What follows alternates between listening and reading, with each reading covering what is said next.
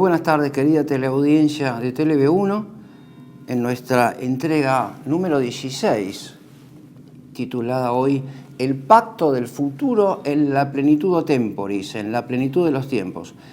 En verdad, cuando hablo de Pacto de Futuro, aludo específicamente al desarrollo del modelo de la Cuarta Revolución Industrial. Antes de entrar en tema, como naturalmente lo hacemos, quisiera agradecer los comentarios que ustedes dejan. Siempre permiten profundizar estas reflexiones con ustedes, más allá de la duración temporal de estas entregas que vamos realizando. Es un diálogo abierto con todos ustedes que ya de algún modo han constituido espontáneamente una pequeña comunidad de diálogo. Comunidad de diálogo en la que no ofrecemos argumentos que de alguna manera exciten las pasiones, sino que por lo contrario esclarezcan nuestro entendimiento. Eso es verdaderamente un trabajo comunitario.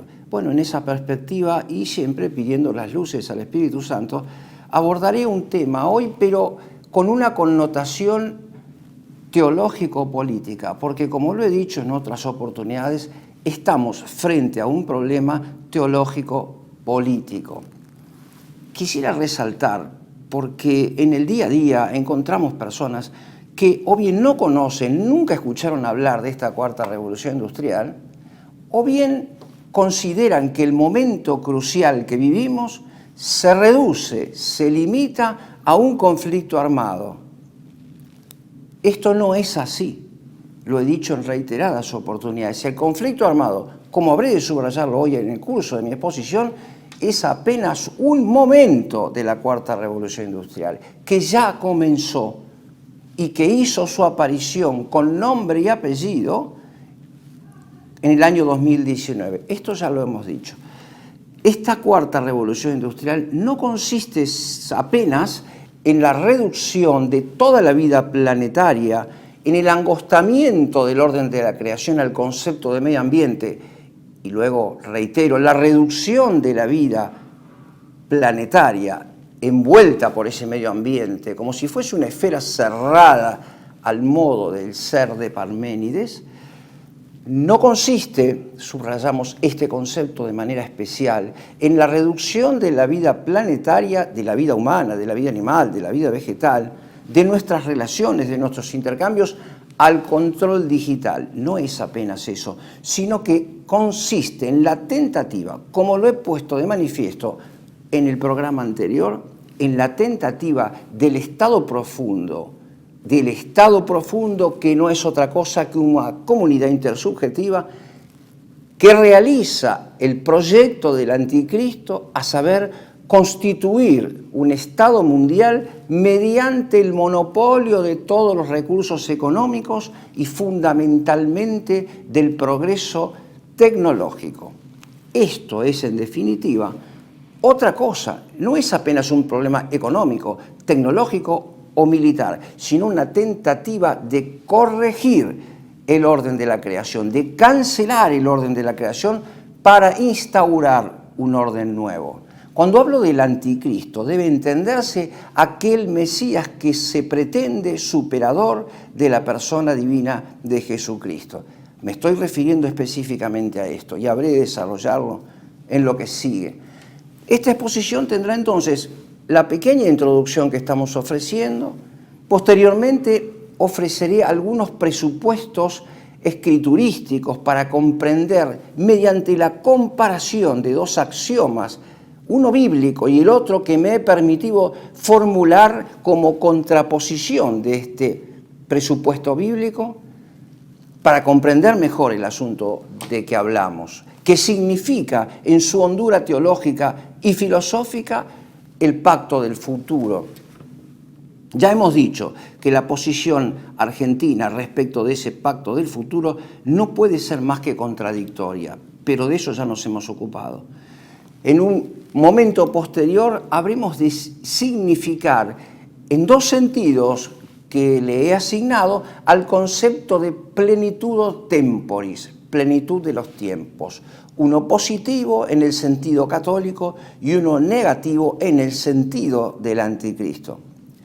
Posteriormente, y seguro que será esto en la segunda parte, luego de la pausa que habitualmente hacemos, habré de referirme al papel, al rol relevante que desde el punto de vista teológico y metafísico asume la inteligencia artificial, recogiendo para esto, y ya a modo de finalización, de reunión de los elementos, de las premisas que pondré respectivamente, sucesivamente en juego, las sugestiones que recojo de la última obra de Yuval Harari llamada Nexus.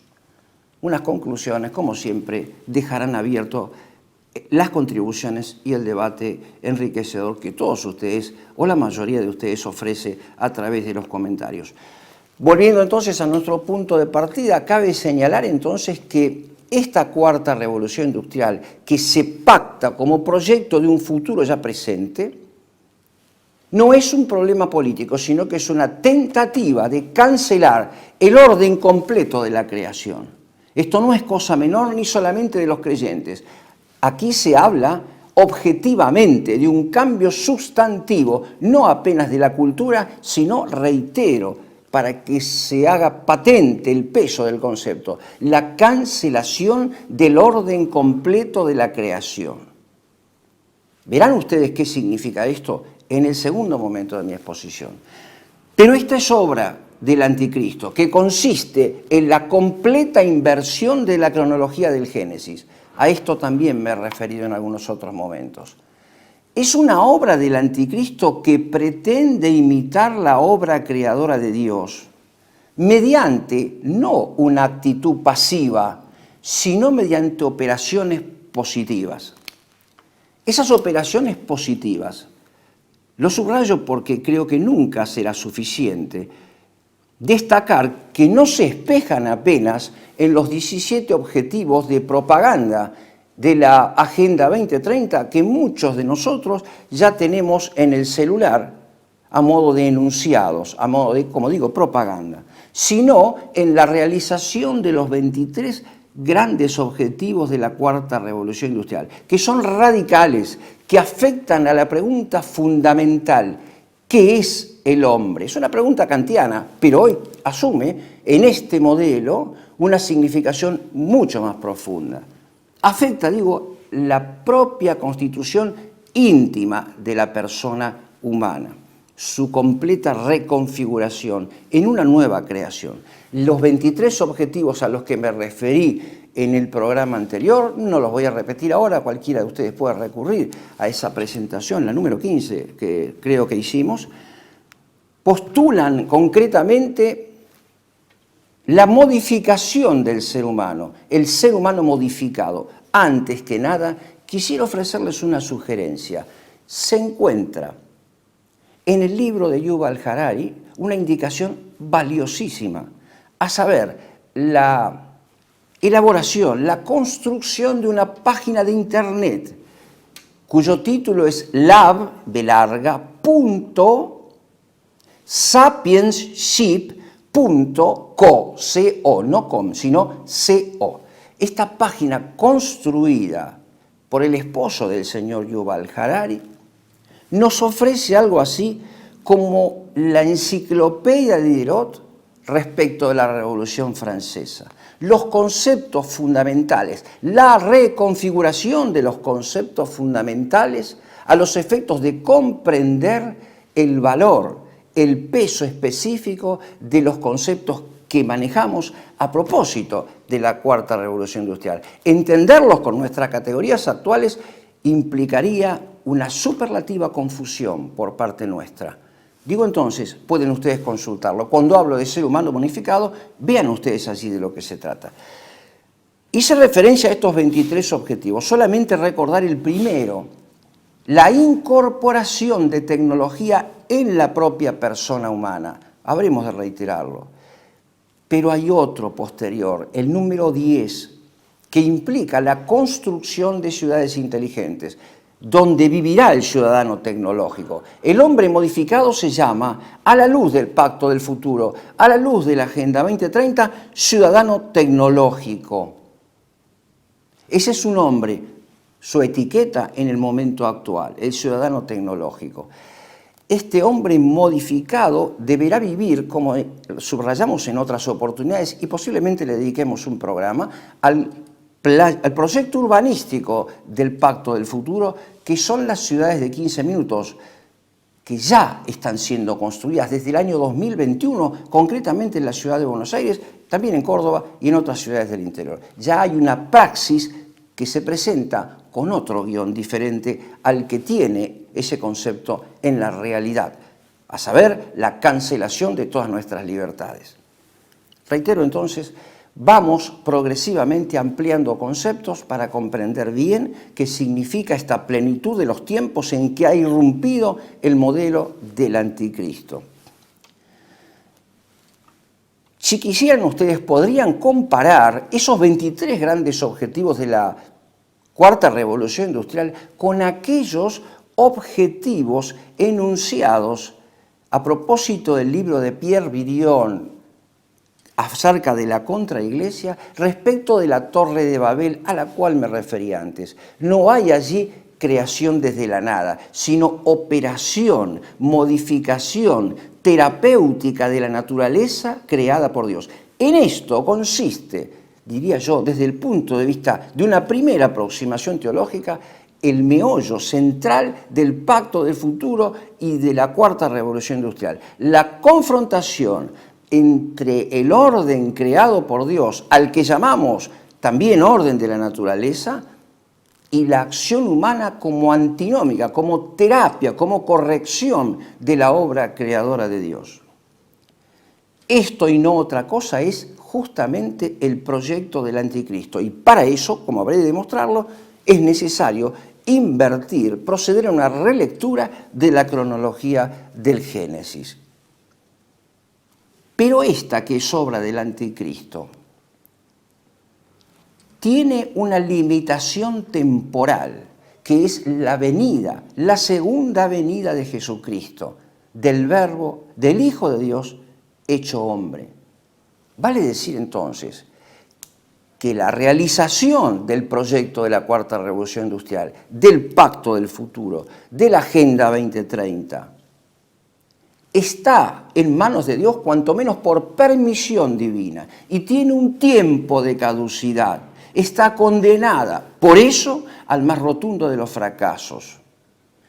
Queda para nosotros, en el interregno de esa segunda venida, el testimonio de una vida heroica sin claudicaciones frente a los propósitos de este enemigo de la humanidad y de la obra creadora de Dios. Esto debe entenderse así y no apenas como una moda pasajera. No es que esto va a ocurrir si es que se ha generado alguna confusión, algún debate, porque a la Agenda 2030 se le ha llamado 2045 y algunas interpretaciones sugieren que ha fracasado y entonces la prolongan.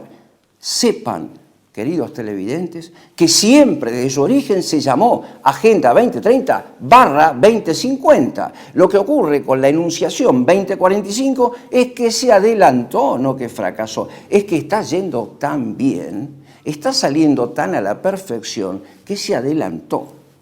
Y ustedes lo pueden comprobar, según veamos, en el día a día, sin necesidad de alcanzar una reflexión de orden filosófica como la que modestamente pretendo entregarles a través de cada uno de nuestros encuentros. Dichas estas pequeñas premisas, pasamos ahora a lo que considero esencial en el marco de una confrontación teológica de dos grandes proposiciones. Me refiero a aquella que aparece en el primer renglón del Génesis, Génesis 1:1. En argé, en hologos. En el principio era el verbo. A ello habré de centrar mi atención. Hacia allí deberé exigir un esfuerzo de reflexión conjunto con ustedes para entender lo que está en juego. Y contrapondremos como el modelo del Pacto del Futuro, de la Cuarta Revolución Industrial, lo que me he permitido formular también en griego como la contrapartida de este enunciado. No es en argé, en hologos, sino en argé, en joaritmos. Vale decir, en el principio estaba el número sin metafísica, el número que sirve para controlar precisamente el orden creado por Dios. Pero de esto habremos de ocuparnos en la segunda parte. Vamos a la primera formulación. En el principio era el verbo. En argé, esa palabra griega argé posee un prefijo ar, que es el comienzo de la armonía, que es el comienzo incluso de la virtud. Arete en griego es un prefijo altamente significativo y da la idea de lo que los griegos llaman cosmos, taxis, cosmos, orden en castellano. En el principio era el verbo, pero el principio está vinculado con dos momentos, con el caos griego, que es oscuridad y abismo. Oscuridad y abismo desde donde Dios mismo habrá de traer la luz verdadera, el phos griego que leemos en el Nuevo Testamento, que habrá de traerlo mediante un soplo divino, no mediante la transformación de materia preexistente, como lo intenta el pacto del futuro, sino mediante la creación desde la nada. También esta palabra, argé, nos remite a la palabra génesis, típicamente griega, cuya significación más fuerte es la de creación. De ahí surge un verbo. Yo no voy a entrar en esa disquisición semántica ahora, pero hay un verbo que precisamente se reitera en pasajes muy importantes de las Sagradas Escrituras. Me quedo con la idea de creación. Dios ha creado todo desde la nada, pero inmediatamente después el programa del Génesis nos muestra en 7 días, 6 primeros, el último fue dedicado al descanso, que se dividen en 2 tramos de 3 y 3. Vean ustedes la perfección de la obra creadora. Los 3 primeros señalan la creación y los 3 que siguen el ornato de la creación. Dios creó el cielo y la tierra, trajo la luz desde el caos, del abismo, desde las tinieblas, y sujetó, esto es lo más importante, sujetó a sus mandatos la sucesión de los días y de la noche, como los leemos en los Salmos. Precisamente ha creado todas las cosas, pero especialísimamente al hombre, a imagen y semejanza. En este punto quisiera remitirlos a una fuente histórico-filosófica, la obra de San Buenaventura, de tamaña importancia para el siglo XIII, con la idea de imago Dei, imagen de Dios, para simbolizar, para representarnos el orden de la naturaleza, mirando, contemplando, theomai del griego, contemplar, de donde derivo yo personalmente teoría como contemplación, la contemplación de la naturaleza en el modelo del orden de la creación que se pretende cancelar con la venida del anticristo, nos remite, esa contemplación por la imagen de Dios a la perfección de Dios, cuanto menos en la contemplación. Dios ha creado al hombre, reitero entonces, para recuperar una idea a imagen y semejanza. Con la idea de imagen damos a entender justamente un lugar metafísico en el que se concreta la participación del acto de ser que Dios le confirió a la criatura humana, el acto de su existencia. A imagen significa eso, la creación concreta, la donación gratuita del acto de existir. Decimos en latín el actus essendi, pero el texto dice también a su imagen y semejanza en 1.20, también en 2.7, si mal no me recuerdo y no me falla la memoria, dice lo creó a imagen y semejanza, pero semejanza indica ya el decorrer de nuestra vida temporal, vale decir, ese camino que el hombre realiza siguiendo los impulsos que hay en su esencia con vistas de la perfección a la que Dios nos ha llamado y para la que bien nos ha dotado. Vale decir que la idea de semejanza supone la imitación de Cristo, si ustedes prefieren, en términos, para decirlo con el título de aquella obra conocidísima de Tomás de Kempis, que tanto bien ha hecho para la vida espiritual. La semejanza, digo yo desde el punto de vista filosófico, es el lugar donde se desarrolla la vida de la persona humana en su plano biológico, fisiológico, porque también tratamos de eso, debemos traer estos temas a colación, pero también de la vida moral y de la vida política. Eso es semejanza. En ese margen entre imagen y semejanza se desarrolla el misterio de la perfección cristiana en cuanto a la persona humana. El caos, digo, el abismo y la oscuridad conducen, en pocas palabras, a un cierto orden, como lo dije recién. Es importante observar que la creación del hombre, allá por Génesis 1:20, se produce como la obra más perfecta que Dios ha realizado, pero le ha dado al hombre, 1:26 del Génesis, le ha dado los alimentos, le ha dado la mujer, para que ambos sean perfectos, el uno con el otro, y les ha dado el mandato de henchir la tierra mediante el acto de la procreación.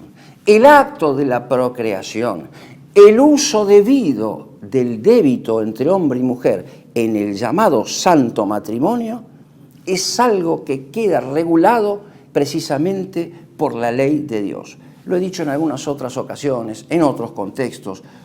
Cuando el esposo con la esposa se unen en una sola carne para procrear, para colaborar con el sostenimiento de la especie según el plan de Dios, no están solos.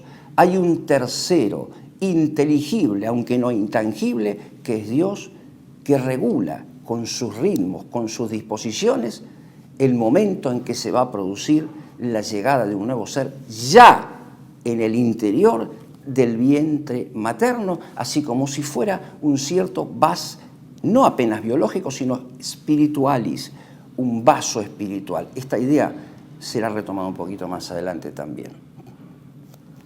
Digo entonces, con esto podemos ir dándonos una idea ya de lo que significa para nosotros este orden de la creación que está en juego.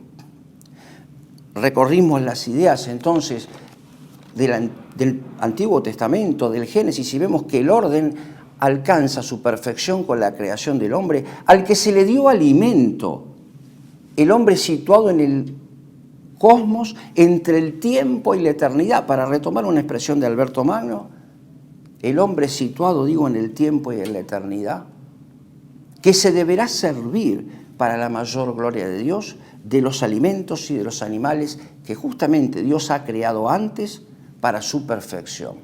No hay aquí lugar alguno para la sustitución del orden de Dios y la regulación que propone tanto los 23 objetivos de la Agenda 2030, los 23 objetivos de la Cuarta Revolución Industrial, digo, y los 17 de la Agenda 2030.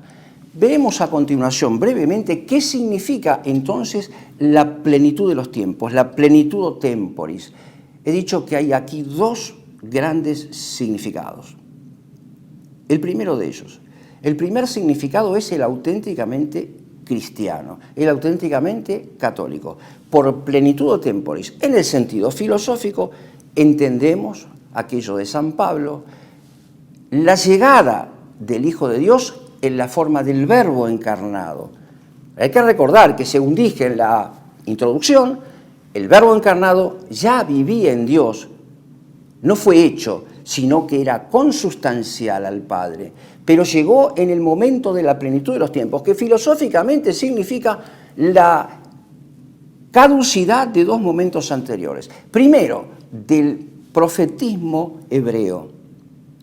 Eran sustituidos los profetas anteriores por la persona divina de Jesucristo. No cancelado su mensaje. El profetismo hebreo adquiere otra significación con la llegada del Santo de los Santos.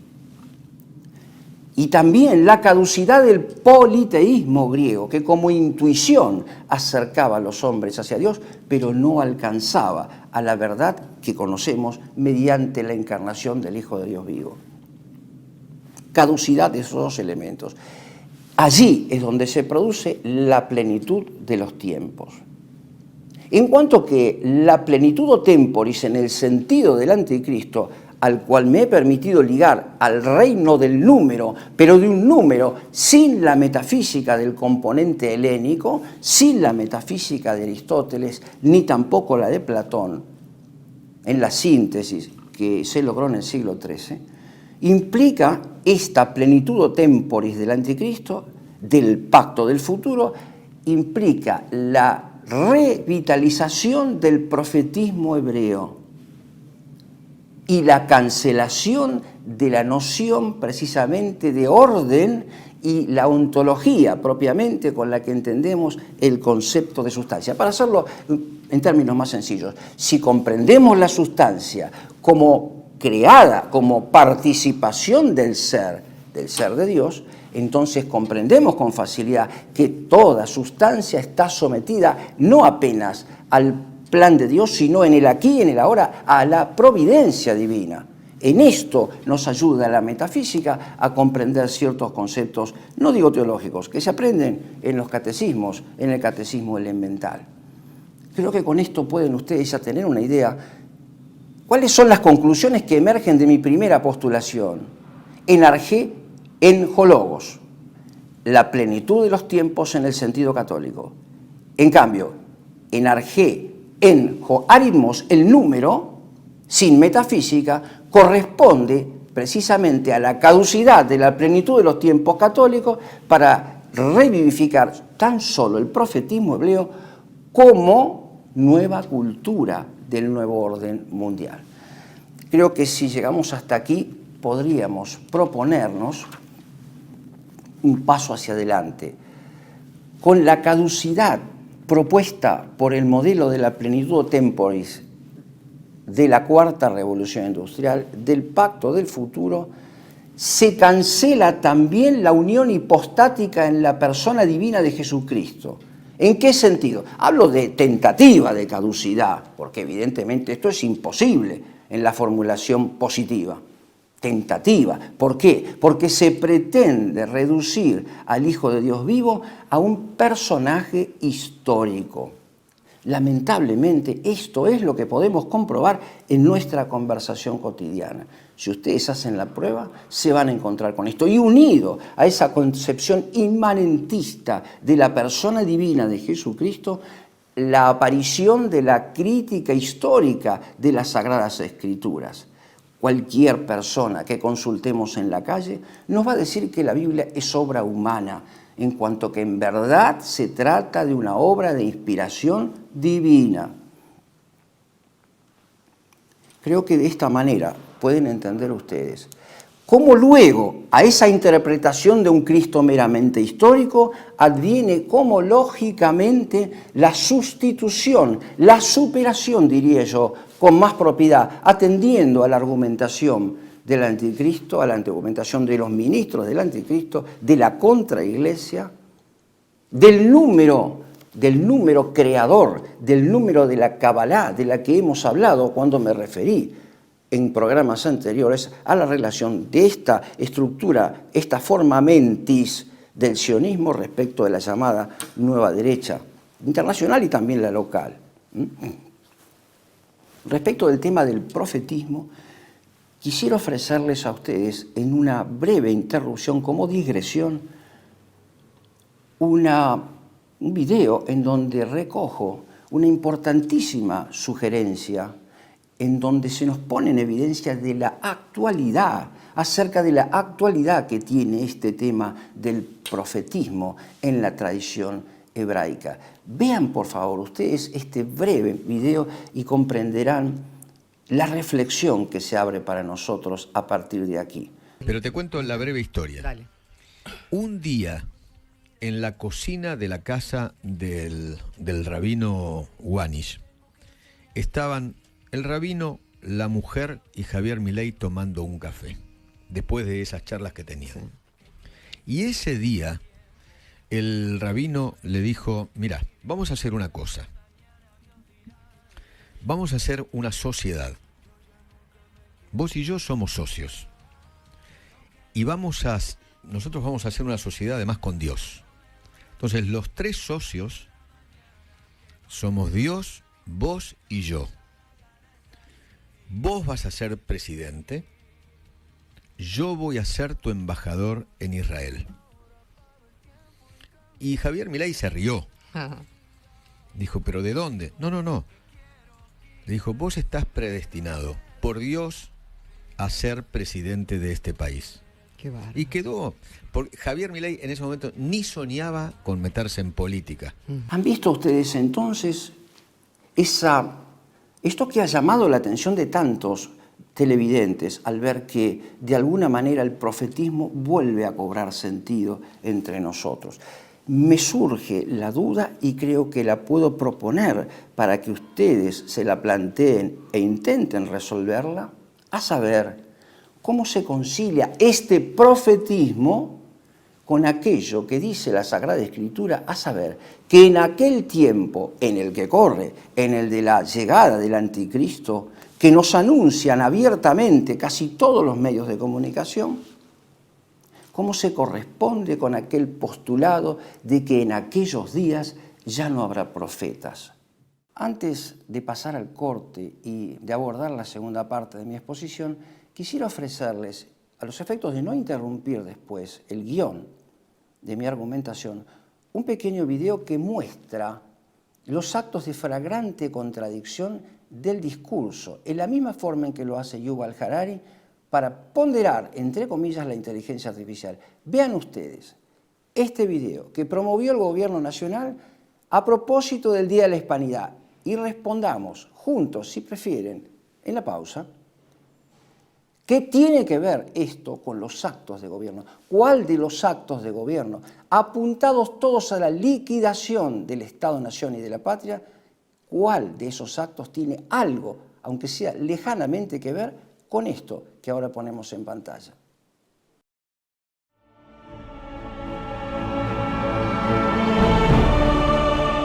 Un 12 de octubre, con las naves de Colón, llegó la cruz a estas tierras. Nuestra patria recibió la lengua castellana, recibió la fe en Jesucristo, recibió el amor a la familia, recibió las virtudes que eran las virtudes del español y que son las virtudes del criollo y las virtudes del gaucho. Cuidado con los hijos que quieren tirar a la basura la herencia que han recibido de sus padres. Cuidado también con las naciones y con los pueblos que se avergüenzan de su tradición, que se avergüenzan de su herencia, que reniegan de su pasado. El futuro de la patria solo podrá ser lo que tiene que ser si somos fieles a aquello que recibimos. Por eso en este día tenemos que rogar al Señor, de una manera particular por nuestra patria, para que sea fiel a aquello que soñaban los que nos dieron patria, aquello que soñaban San Martín y Belgrano, aquello que soñaban los gauchos que defendieron nuestras fronteras con Güemes, o que empuñaron la tacuara criolla para defender el alma de la patria con los caudillos federales, aquellos gauchos que cruzaron un 20 de noviembre las cadenas sobre el río Paraná para frenar a las escuadras de las naciones más poderosas de la tierra, aquellos gauchos que son los abuelos de los que entregaron la sangre en todas las guerras por la defensa de la patria, hasta en la guerra de las Malvinas. Nosotros tenemos que ser fieles a ese pasado, tenemos que aprender a amar lo nuestro. La bandera argentina no puede ser la de las barras y las estrellas o la bandera roja de la hoz y el martillo, sino solamente la bandera azul y blanca que tiene los colores del manto de la Virgen. Saber amar las tradiciones de nuestra familia y el amor de los hijos cuando a la familia se la quiere destruir y se la quiere disgregar, cuando al amor se lo ensucia con una invasión de pornografía. Saber amar nuestra fe cristiana y católica cuando las ideologías extrañas quieren envenenarnos el alma. Eso es lo único que puede darnos una patria soberana, una patria hija de Dios, una patria que sea digna de esa madre que tenemos en los cielos, que es la Virgen Santísima.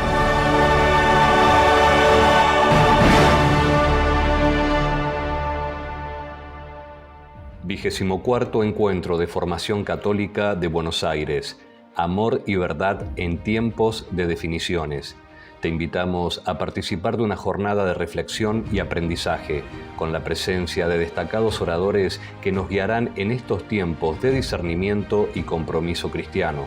Monseñor Athanasius Schneider, Padre Carlos Spahn, Antonio Caponeto, Héctor Giuliano, Alfredo López, Jordán Abud, Ernesto Alonso, Mario Caponeto, Juan Carlos Monedero, Silvina Marlia de Alonso, Claudio Rossi, Peña Folclórica, servicio de guardería para familias con niños, exposición y venta de libros. No te lo pierdas, un espacio para el encuentro, la fe y la comunidad. TeleV1 se complace en anunciar que estará transmitiendo en su canal TeleV1 Clips valiosos programas emitidos antes de la censura sufrida. El lienzo prohibido, El revés del derecho, Combates por nuestra historia, Disenso, Historias de Malvinas, entre otros que podrán encontrar en este enlace.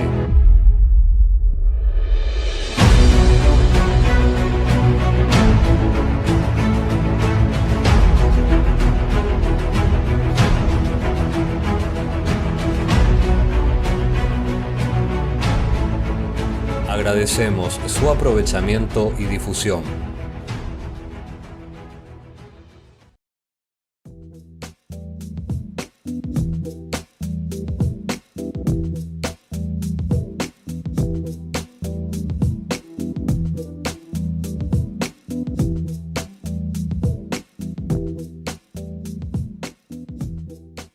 Decir siempre la verdad primero tiene un precio.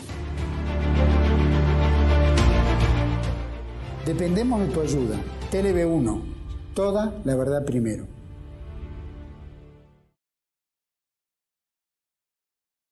Retomamos entonces para introducirnos en la perspectiva de la inteligencia artificial, leída ahora desde los tiempos que vivimos con el advenimiento de la plenitud temporis del anticristo. Desde el punto de vista de una filosofía general, les diría que la cuarta revolución industrial, mediante el concepto de inteligencia artificial, irrumpió produciendo una notable alteración en la clasificación aristotélica del saber.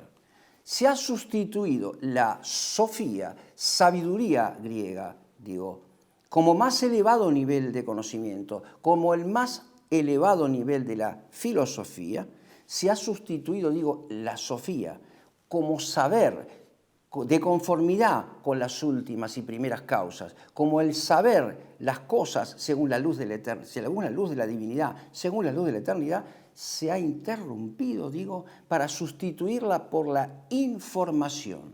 Esto lo dice en forma expresa Yuval Harari en su libro Nexus, que acabo de referir en la primera parte.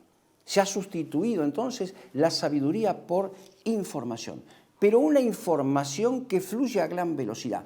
Karl Jaspers ha llamado en su tiempo a esto el hombre de la hemeroteca, el hombre que funda su saber en la lectura del periódico. Pero esta formulación de Jaspers, por dinámica que sea, por ejemplificativa que nos resulte, está perimida, porque hoy ya nadie lee el diario. Se trata apenas de sugestiones visibles, sensibles a través de la pantalla, que no hacen más que despertar no nuestro deseo de información, sino nuestros instintos frente a la sugestión, reitero, sensible de la información que fluye a gran velocidad.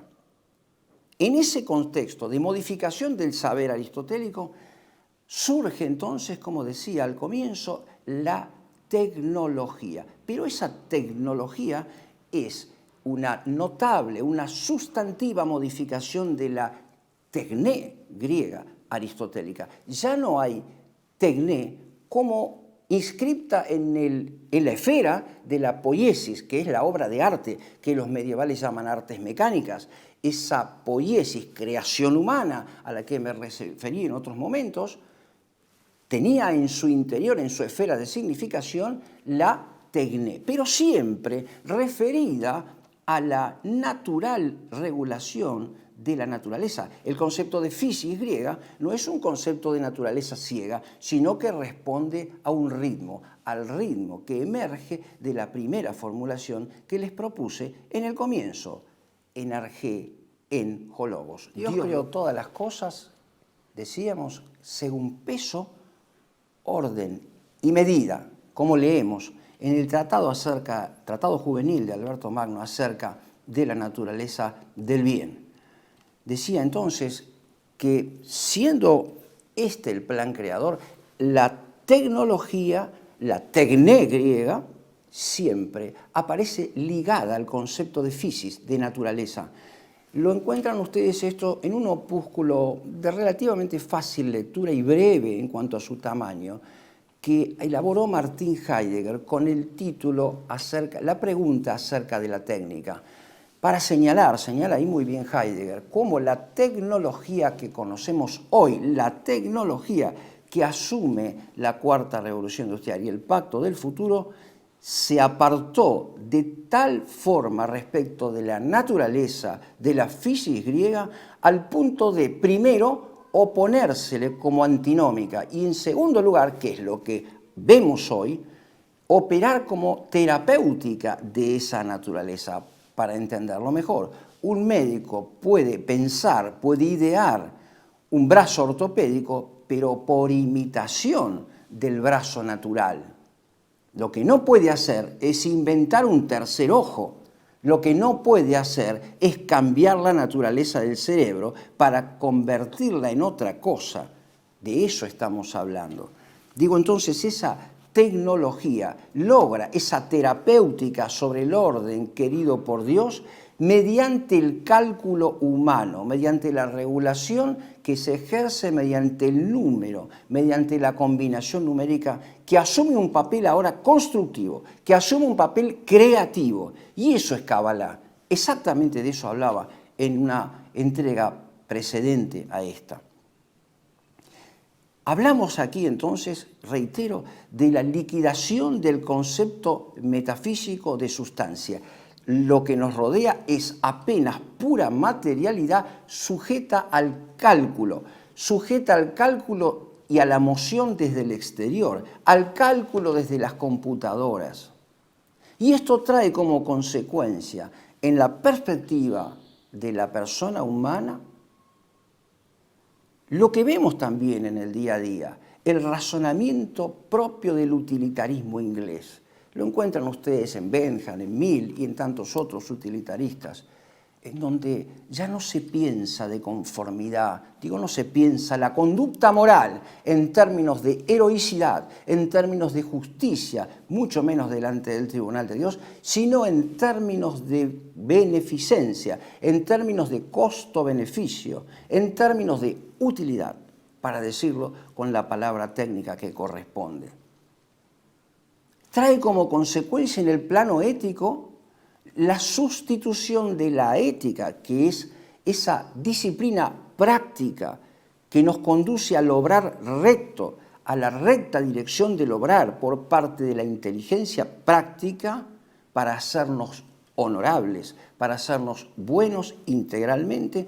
Sustituir esto, la ética filosófica, que es la disciplina práctica que le da forma perfectiva a nuestra libertad, sustituirla por la palabra etología, que significa, posiblemente lo encuentran en el diccionario al que hice referencia en la primera parte, pero si no, con toda seguridad, en aquel libro de Carlos Moreno, que se llama La Revolución de la Proximidad. La etología es una clasificación, etos logos, descripción del comportamiento con la finalidad de su reencauzamiento, de su redirección y de su corrección inclusive. Y esto se logra en el marco espacio-temporal de ese proyecto urbanístico que es solidario del Pacto del Futuro y que se llaman ciudades de los 15 minutos.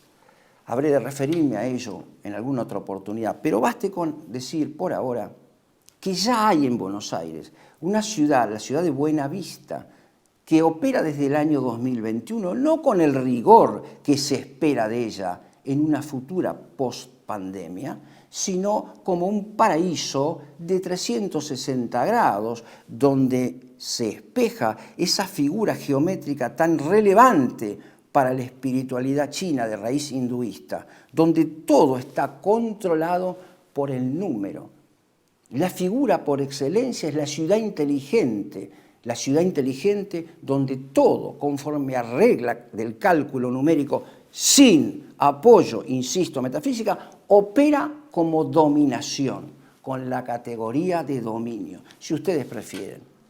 La cara visible del totalitarismo es aquí el algoritmo, es la dominación en un Excel de nuestra vida moral y social en estos nuevos barrios, de los cuales se podrá salir solo con autorización y conforme las exigencias de mayor o menor descarbonización del medio ambiente. Incluso se habla, lo pueden haber leído ustedes en estos últimos días, de un proyecto en virtud del cual, ante la necesidad de suprimir los automóviles con nafta, se propone lo que se ve, la creación, este es uno de los objetivos, grandes objetivos de la Cuarta Revolución Industrial, de autos eléctricos. Este es el proyecto del señor Elon Musk, socio del presidente Javier Milei.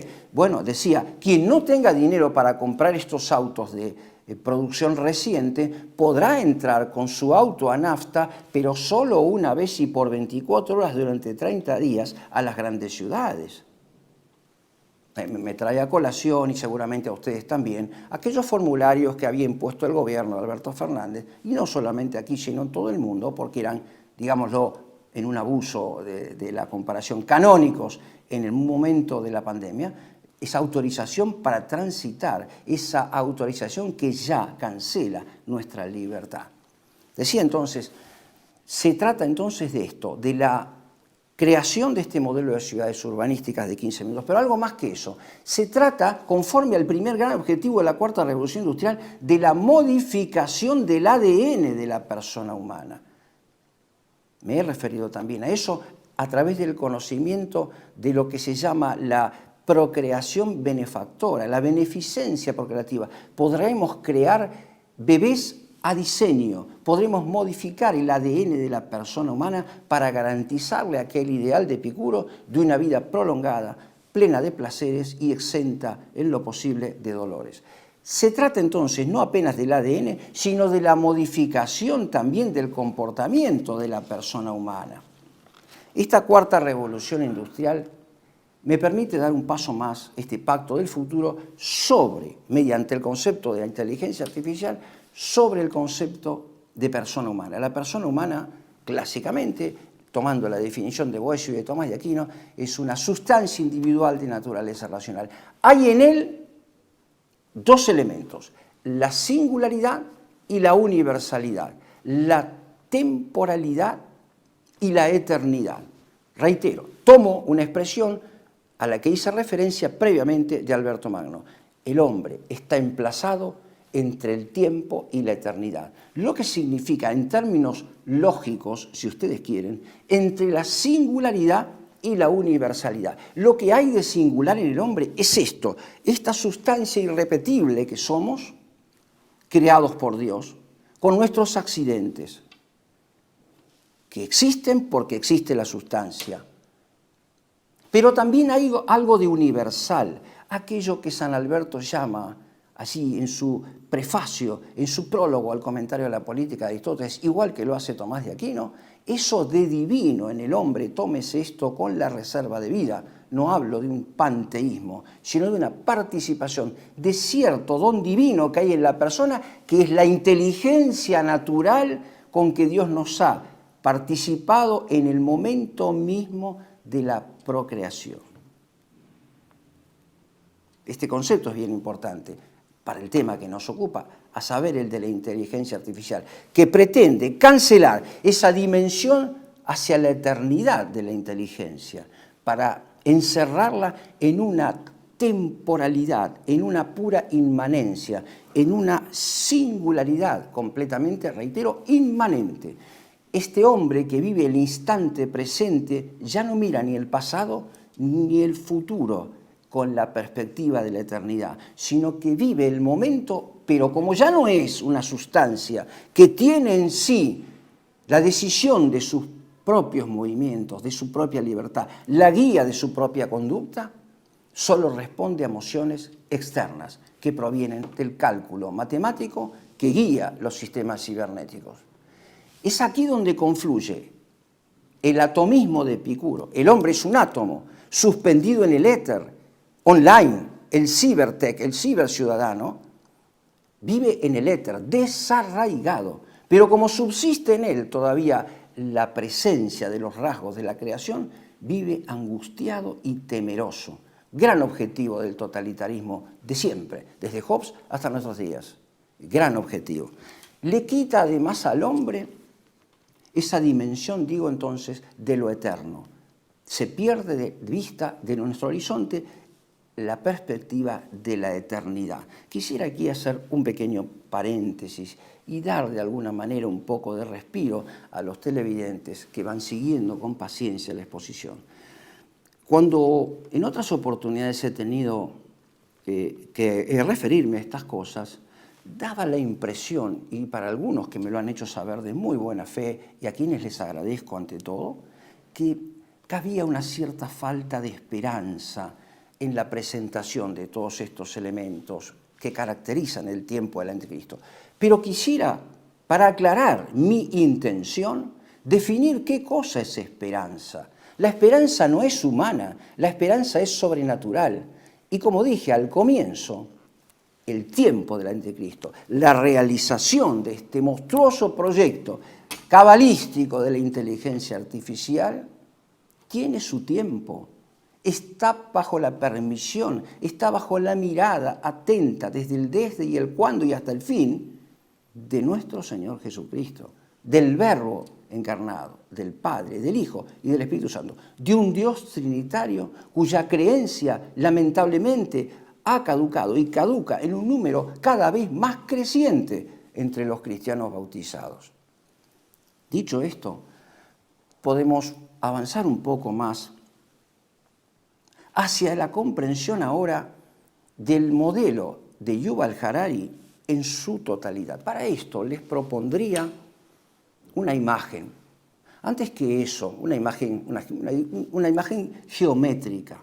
Pero antes que eso, quisiera apuntar, quisiera decirles que cuando ustedes lean, si alguno tiene ocasión y ganas de hacerlo, el libro de Yuval Harari, fíjense ustedes que Yuval Harari opera respecto del nuevo orden mundial con la misma hipocresía que la nueva derecha opera en su discurso respecto del proyecto globalista de Javier Milei. ¿Qué quiero decir con esto?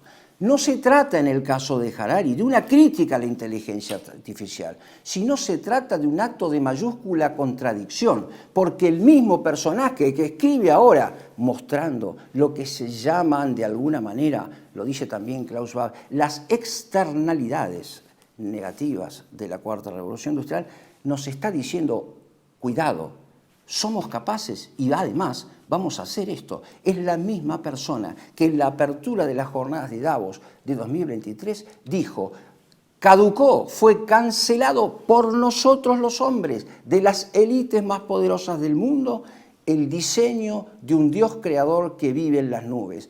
Es la hora, es el momento, yo lo llamé, el reinado del número, es el momento nuestro, la llegada del anticristo, que habrá de reconfigurar una nueva creación. Es lo que ustedes vieron en los Juegos Olímpicos de París, con esa imagen central del edificio que ahora era recreado, recoloreado, también de una luz, pero de la luz del anticristo por el dragón, la figura tomada del Antiguo Testamento que Hobbes recapitula con el nombre de Leviatán. Es el estado mundial, es la realización plena de los objetivos de la sinarquía a través del estado profundo al que me refería anteriormente. si mal no recuerdo, en el programa que precede a este. Decía entonces, vamos a recurrir a una imagen para ir redondeando este modelo de Harari y reunir las premisas que he puesto sobre la mesa. Imaginen, por favor, ustedes un cono, esa figura geométrica, el cono, que tiene en su base circular un sustento que lo dinamiza, pero en la cúspide situamos la inteligencia artificial, el reinado del número, detrás del cual está el cerebro, la dominación precisamente del anticristo en la plenitud de sus tiempos. Rodeando ese cono aparece lo que definí también en el programa anterior con el nombre de telón de silicio. Quiero hacerles presente aquí una idea, a saber, las guerras, la tercera guerra mundial a la que asistimos no va a comenzar cuando se active el lanzamiento de misiles atómicos, nucleares, sino que ya comenzó, reitero, y no voy a cansarme de hacerlo, el momento militar de la guerra forma parte de esta estrategia que ya está en marcha, porque lo ha dicho el propio señor Bill Gates con absoluta claridad. No engañan a nadie. Las próximas guerras van a ser las guerras de los virus y tendrán por teatro de operaciones no el espacio geográfico, no Ucrania, no la Franja de Gaza, sino nuestro cerebro. El telón que rodea este cono al que les estoy proponiendo como imagen paradigmática, el telón de silicio, es esa línea intangible que une a todos los hombres modificados mediante la inserción de dispositivos tecnológicos en su estructura, en su singularidad. Singularidad que ya no es la que contrapuse a la universalidad, en el sentido lógico, sino me refiero a la singularidad de la universidad, de la singularidad que reseña Kurzweil, autor, como dije otras veces, de referencia, recomendado enfáticamente por el presidente Milei. Ese telón de silicio que rodea ese cono.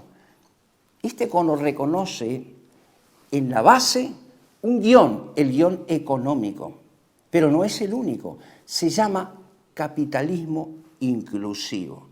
Vean ustedes que este capitalismo inclusivo es la activación, junto con otros disruptores, con el bioterrorismo, con las pandemias, con la diseminación del miedo.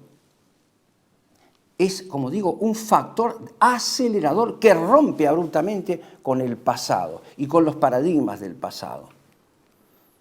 Este capitalismo inclusivo es el nuevo nombre de la organización económica que caracteriza al totalitarismo como fase final de la organización liberal del capitalismo concurrencial.